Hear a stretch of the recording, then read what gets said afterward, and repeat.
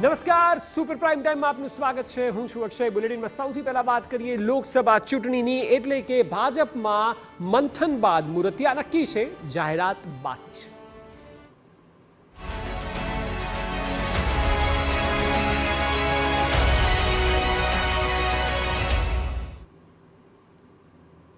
તો લોકસભા ચૂંટણી પહેલા ઉમેદવાર પસંદગીની પ્રક્રિયા માટેની બેઠક પૂર્ણ થઈ. કેટલીક લોકસભા બેઠક માટે નવા નામ માંગવામાં આવ્યા છે. આવતીકાલે કેન્દ્રીય ભાજપની ચૂંટણી સમિતિની બેઠક મળશે અને આવતીકાલે જ ભાજપ પ્રથમ યાદી જાહેર કરે તેવી શક્યતા છે. દિલ્હી કમલમ ખાતે ભાજપની કોર કમિટીની બેઠક યોજાઈ હતી અને કોર કમિટીમાં પીએમ તથા કેન્દ્રીય ગૃહપ્રધાન હાજર રહ્યા હતા. નિરીક્ષકો પાસેથી ગઈકાલે તમામ નામોનું લેવાયું હતું લિસ્ટ.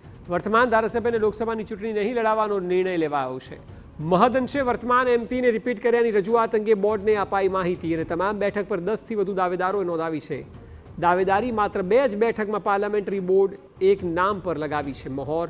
ગાંધીનગર અને નવસારીમાં વર્તમાન સાંસદ એટલે કે અમિત શાહ અને CR પાટીલના નામ પર પાર્લામેન્ટરી બોર્ડની મહોર વાગેલી છે. તો આજે દિવસભર મંથન કરવામાં આવ્યું દિલ્હીમાં અને ત્યાં વડાપ્રધાન સહિત હોમ મિનિસ્ટર અને તમામ ઉપસ્થિત હતા. 26 બેઠકોમાં કોણ ઉમેદવાર હશે તે સવાલ પર ચર્ચા કરવામાં આવી. વધુ માહિતી આપી રહ્યા છે TV9 સંવાદદાતા કિંજલ મિશ્રા. કિંજલ, જે પ્રકારે દિવસભર મંથન ચાલ્યું છે એવું માની શકાય કે જ્યાં નવા નામ પણ હોઈ શકે છે, ત્યારે આવતીકાલે કેટલાક નામ જાહેર થાય અને એમાં ઘણા નામ એવા હશે કે જે કદાચ કોઈની યાદીમાં અત્યાર સુધી નહીં હોય. જી બિલકુલ, વડાપ્રધાનની વાત કરવામાં આવે તો સરપ્રાઇઝ ફેક્ટર આપવામાં હંમેશા તેમની તમામ ચૂંટણીની અંદર એક એલિમેન્ટ સરપ્રાઇઝ ફેક્ટર જોવા મળતું હોય છે.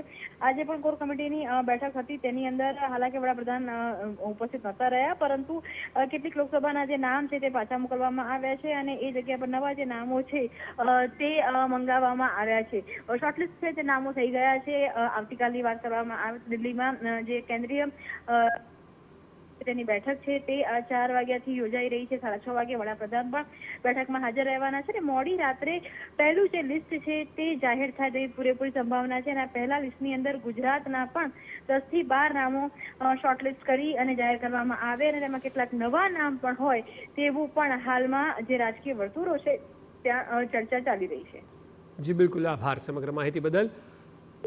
તો આવતીકાલે લિસ્ટ જાહેર થઈ શકે છે અને ત્યાં ઘણા નામ એવા હોઈ શકે છે કે જે સરપ્રાઇઝ કરી શકે, પરંતુ હાલ એ વાત છે કે આખા દિવસના મંથન બાદ કેટલાક નવા નામ પણ મંગાવવામાં આવ્યા છે.